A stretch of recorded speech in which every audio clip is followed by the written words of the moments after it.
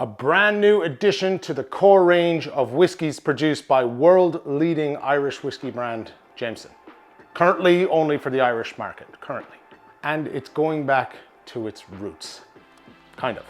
Let's drink some whiskey.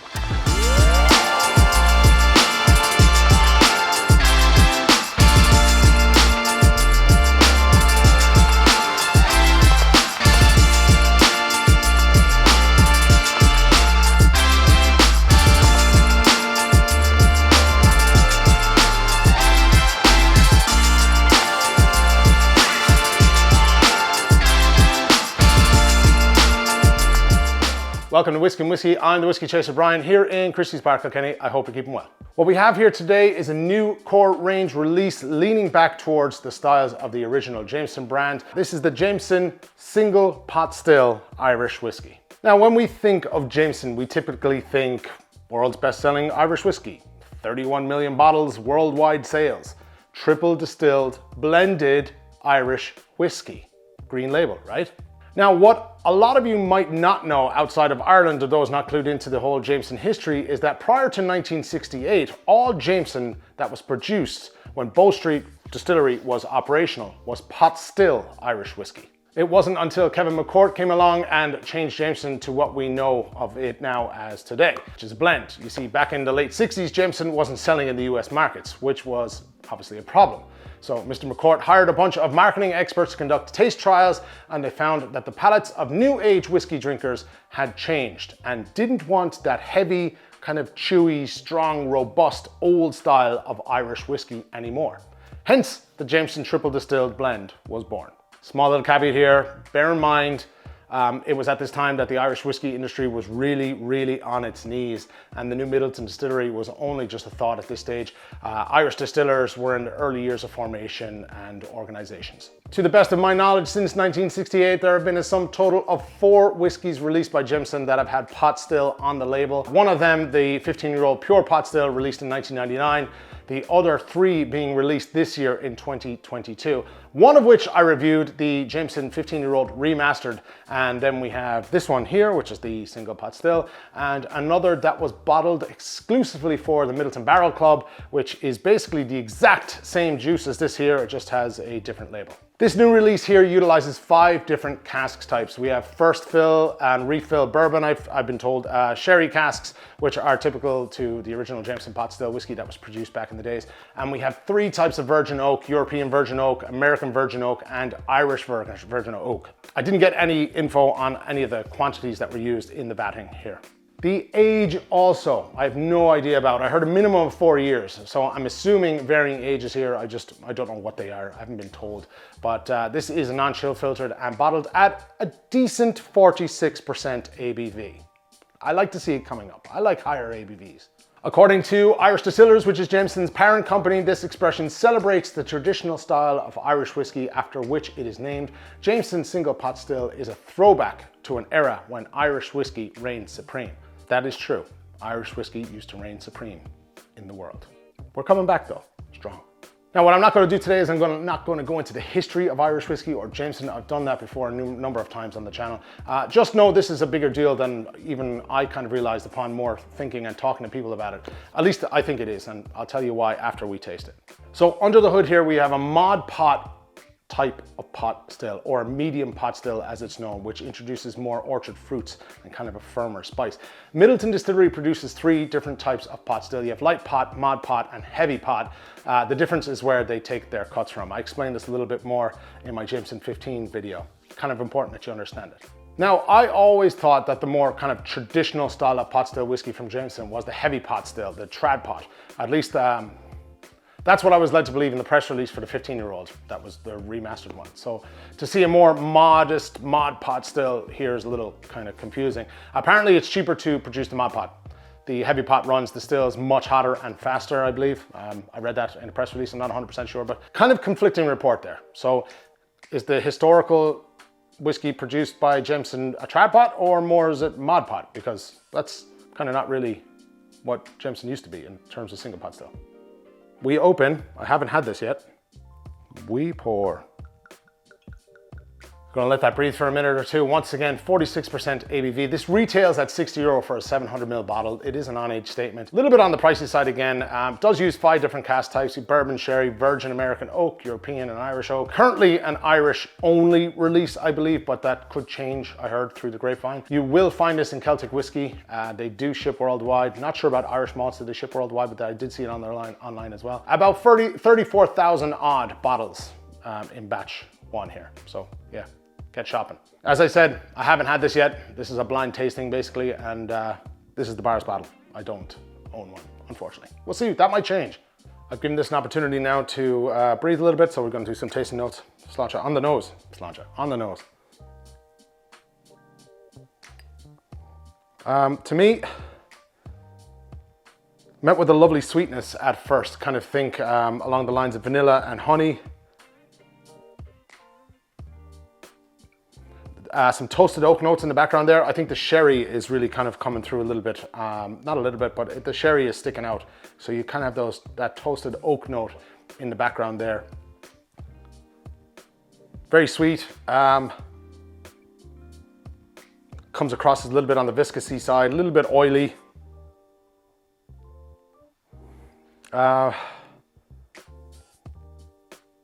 Definitely a fudge note there as well. There's a bit of complexity to this. There's definitely a bit of complexity to this. Spicy, yeah, some of the more of those spicy notes from the pot still is coming through. The bourbon notes are there. The hints of the, you know, the effects from the bourbon are there. The vanilla. I'm not getting too much caramel. I'm getting more vanilla and honey notes on here for me. Dark fruits from the sherry, as well as like kind of lighter, kind of fruity notes.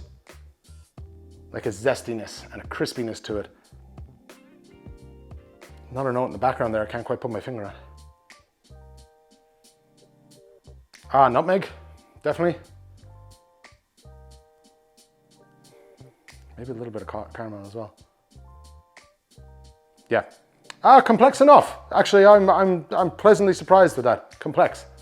Giving this a chance to kind of open up a little bit really does extend the nose out a little bit. All right, let's have a little sup. Sláinte.